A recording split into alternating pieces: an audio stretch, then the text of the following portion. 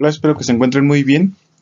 Mi nombre es Avirán Bello Gómez Tagle y en esta charla voy a hablarles sobre el funcionamiento del software Or Producer, que es una inteligencia artificial débil que nos ayuda a construir armonías, melodías, arpegios y bajos partiendo de la estructura convencional de la música, es decir, la clave tonal, la escala y la progresión de acordes. Es importante mencionar que estoy entendiendo inteligencia artificial débil de acuerdo con Cabanales, es decir, un algoritmo centrado en la automatización de procesos para aprender fácilmente los patrones de los datos que se le esté proporcionando, ¿no?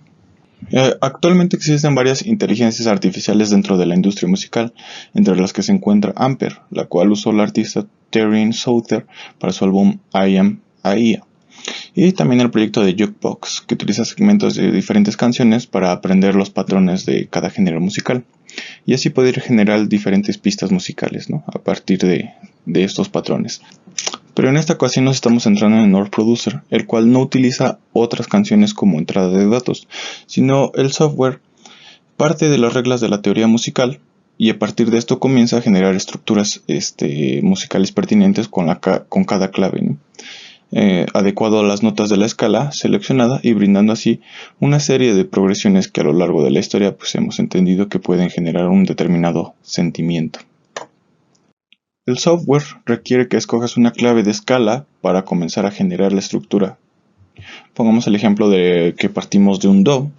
La IA entiende el orden de los acordes que debería de seguir y los cuales pues se debería de ignorar, ¿no? El software está usando los datos de la teoría musical para generar progresiones adecuadas, con el objetivo pues del productor musical, dando una guía de las progresiones comunes, dando opciones sentimentales, como obscuro, melancólico, excitante, etc. Así el software pretende cumplir con la definición de IA de Margaret A. Bonden, ¿no? Haciendo las mismas cosas que la mente puede hacer. Aquí vemos 3 ejemplos de una progresión de acordes sencilla, pero que el software permite hacer más complejas, con el número de notas por acorde, así como la variación de tiempo, distancia y silencios, etc. Ya entrando a la revisión directa del software, pues vemos que se necesita un plug maestro, que es el de los acordes, donde habrá que decirle en qué escala vamos a estar, cuál va a ser la clave, la que vamos a partir y la progresión. Lo que mencionaba que da una especie de ya tiene una especie de progresiones que de alguna manera como encierra sentimentalmente, ¿no? Y bueno, pues eso facilita mucho a la hora de estar produciendo, pues nos ayudará a poder construir de una manera más fluida, ¿no? Bueno, aquí por ejemplo tenemos la escala como una progresión más sencilla y vemos que se puede ir haciendo más complejo dependiendo de nos da la oportunidad de hacerlo más complejo. Y a la vez este plugin maestro estarán conectados los demás para responder a lo mismo. Y algo que es muy interesante es que puedes utilizar armonías pues anteriores o de otra canción para empezar a construir la tuya, ¿no? Puedes seleccionar pues un archivo MIDI para crear algo similar, ¿no? Algo semejante, donde pues te estará preguntando qué es, ¿no? Un acorde, un bajo, una melodía o algo mezclado, ¿no? Su tiempo y su tonalidad. En este caso pues estoy escogiendo la melodía de mi canción Sin Control, que aquí estaría pues respondiendo a ella, ¿no? Esta aquí la tenemos como es normal.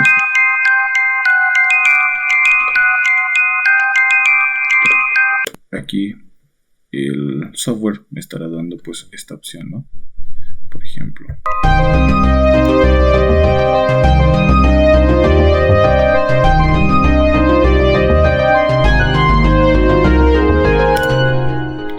Estarán respondiendo los 4 plugins, que es la melodía, el arpegio, el bajo y los acordes a esta melodía, ya que los 4 están conectados.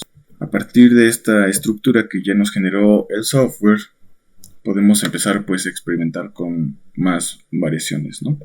Podemos aumentar el tiempo, aumentar la complejidad, algo también que viene es algo que llama el software como Human Touch, que hace que deje de estar a tiempo las notas, ¿no?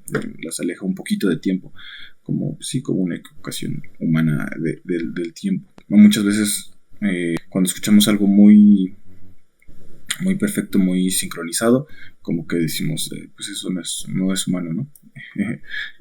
Nos empieza a causar un poco de rechazo. Entonces, pues esta pequeña opción pues nos genera un error voluntario, ¿no? Tenemos el bajo, ¿no? Por ejemplo, que está respondiendo a la misma melodía. Ahora le quitamos el Human Touch, vemos que se vuelve más sincronizado. Y bueno, pues con esto podemos fácilmente empezar a producir cosas interesantes, ¿no? Y de ahí pues ya nos da la oportunidad de ser más creativos y empezar a crear cosas más complejas cuando ya nos evitamos las armonías, las progresiones de la escala. Nos despreocupamos por esa parte y dejamos más que nada pues más espacio para nuestra creatividad, donde bueno, nos puede funcionar también para hacer un en vivo, ¿no? Un live back, donde por ejemplo podemos tener sincronizado la escala en la que vamos a estar tocando, digamos, ¿no? Que vamos a estar en la menor, ¿no? En la escala de la menor. Entonces, si eso lo sincronizamos con el software, le decimos que se mantenga, ¿no? Lo mantenemos en la menor, le quitamos la armonía, ¿no? Para este ejemplo. Entonces ya estamos en la menor y entonces vamos en nuestro en vivo, vamos a tener vamos a tener la confianza de poder improvisar más libremente, ¿no? Porque vamos a tener la confianza de estar tocando dentro de la misma escala. Igual el software va a estar en nuestra misma escala y pues se pueden evitar muchos errores, ¿no? Al estarnos comunicando de esta manera con el software, digamos que nos ahorra mucho trabajo, ¿no? De estar empatando todos nuestros instrumentos, pues ya el software lo hace en automático por nosotros, ¿no? O sea, nuestro arpegio va a estar igual en la menor, nuestro bajo igual va a estar en la menor, nuestra melodía pues también se va a estar en la menor. Entonces a la hora de estar tocando en vivo,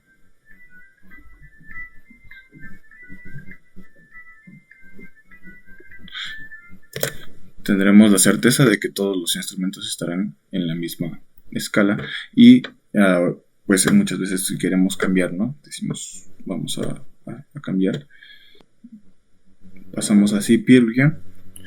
Entonces, que es por ejemplo, ¿no? Para un tecno,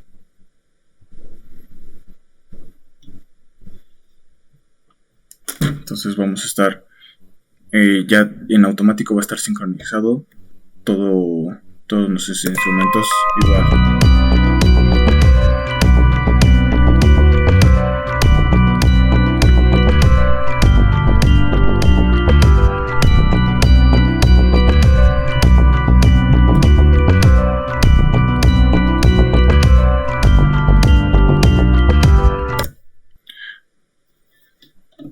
Vamos a estar con la certeza de que todos van a estar en CPRGM, ¿no? Y pues esto va a facilitar muchísimo nuestra presentación en vivo. Aquí me gustaría citar al artista Holly Herdon respecto a lo que ella dice de la IA, ¿no? La gran diferencia entre la IA y la música generativa simple o música algorítmica es que el compositor tenía que entender o elegir un conjunto de reglas. Si querías escribir una fuga, primero el compositor tenía que entender las reglas de una fuga. Con la IA basta que elijas un tipo de fuga y la IA será capaz de determinar las reglas.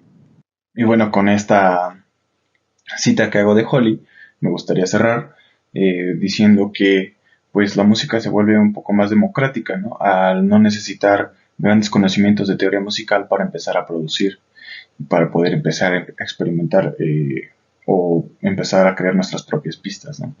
Entonces la inteligencia artificial abre este campo a los que no tienen grandes conocimientos musicales y les permite pues empezar a generar sus propias propuestas, ¿no? Será interesante ver cómo se desarrolla la creación entre lo humano y este tipo de tecnologías, donde dejamos a la inteligencia artificial toda la parte que podríamos llamar que necesita más conocimientos musicales y nos dedicamos más a la parte creativa, ¿no? Abriendo así las puertas para generar nuevas propuestas creativas. Y bueno, muchas gracias.